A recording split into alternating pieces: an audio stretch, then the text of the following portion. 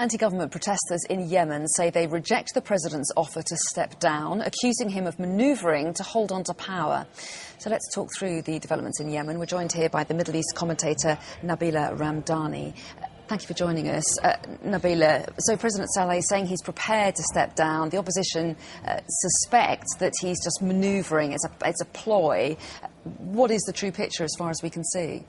Well, the opposition is is not impressed by the talks that they had with President Saleh. We've seen reports coming out of Yemen showing the opposition being clearly unhappy, throwing shoes at a screen where showing a speech given by President Saleh, and it's of course a popular way of expressing dissent in the Arab world.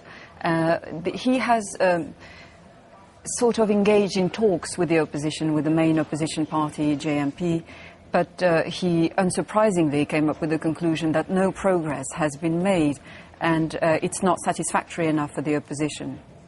Well, yes, they want him to go. If he were to go, what next for Yemen?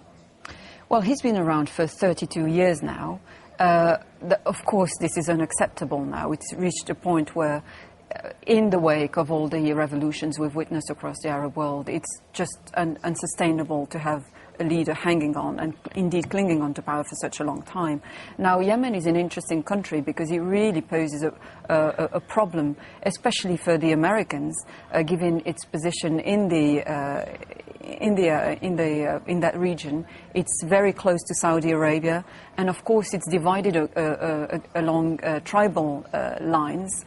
And it has a major problem with Al-Qaeda. It's very much an Al-Qaeda base, and it has been an ally to the US in that fight against the war on terror.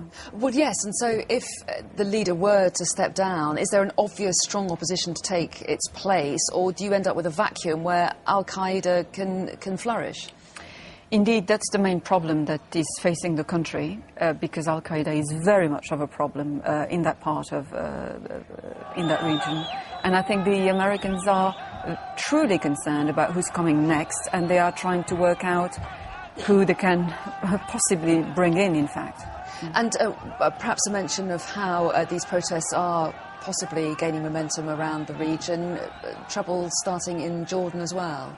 Very much so. This has remained unreported, really, slightly underplayed. But a couple of days ago, we've seen chaos in Jordan. 2 people so far have been killed, hundreds have been injured by the security forces. So it's really starting to kick off, and I'm sure it will.